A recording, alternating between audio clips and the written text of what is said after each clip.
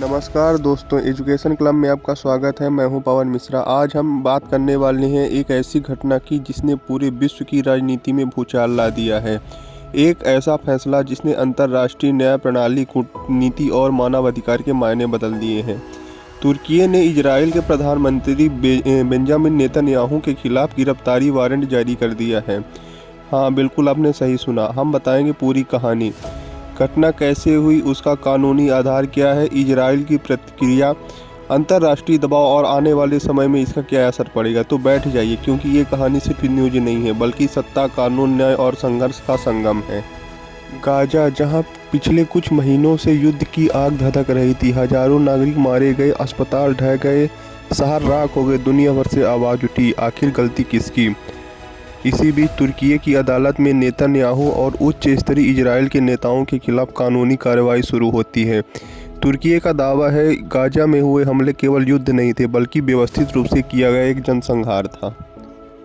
इसी बीच इस्तांबुल से एक ऐतिहासिक प्रेस बयान जारी करता है। हम प्रधानमंत्री बेंजामिन नेतन्याहू समेत 37 इजरायली अधिकारियों के खिलाफ गिरफ्तारी वारंट जारी कर रहे हैं, जिनमें से रक्षा मंत्री, सुरक्षा मंत्री और सेना प्रमुख। ये मामला जेनोसाइड और क्राइम अगेंस्ट ह्यूमैनिटी से जुड़ा है, जिसे पूरी दुनिया देखती रह गई। क्या है यूनिवर्सल जुरिस्डिक्शन? तुर्की का कहना है भले ही अपराध गाजा में हुआ हो और इजरायली नागरिकों के द्वारा हुआ हो, परंतु जेनोसाइड और क्राइम अगेंस्ट ह्यूमैनिटी एक ऐसे अपराध है जो सीमाओं से बंधे नहीं है।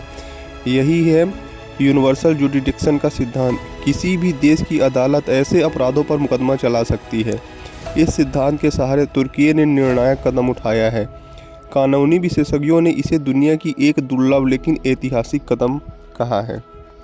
इस घटना के बाद इजराइल सरकार में हलचल मच गई। नेतन्याहू ने आरोपों को खारिज किया, विदेश मंत्री भड़क उठे, उन्होंने तुर्की को राष्ट्रपति को तानाशाह कहा। इजराइल की सरकार का कहना है ये सब राजनीति है, तुर्की प्रचार कर रहा है। उनका दावा, हमने रक्षा में कार्य किया, लेकिन सवाल यही, युद्ध में नागरिकों की सुरक्षा क्यों नहीं हुई। मानवाधिकार संगठनों ने बड़ी प्रतिक्रिया आई। कई संस्थाओं ने इसे न्याय की ओर महत्वपूर्ण कदम बताया। सोशल मीडिया में ट्रेंड नेतन्याहू वारंट ट्रेंड करने लगा। कई देशों ने इस हमले पर नज़र बनाए रखने की बात कही। हालांकि अंतर्राष्ट्रीय समुदाय अब भी डटा हुआ है। एक पक्ष कानूनी कार्रवाई का समर्थक, दूसरा उसे राजनीतिक हथकंडा मानता है। अब बड़ा सवाल, क्या नेतन्याहू को गिरफ्तार किया जा सकता है? कानूनी रूप से यदि वह किसी ऐसे देश में जाए जिसका तुर्की से सहयोग हो, उन्हें हिरासत में लिया जा सकता है, परंतु कई ऐसे देश इजराइल से मजबूत रिश्ते बनाए रखते हैं। वास्तविक गिरफ्तारी कठिन है, लेकिन यह वारंट उनकी अंतर्राष्ट्रीय यात्रा को सीमित कर देगा और उनकी छवि को गंभीर नुकसान पहुंचा सकता है।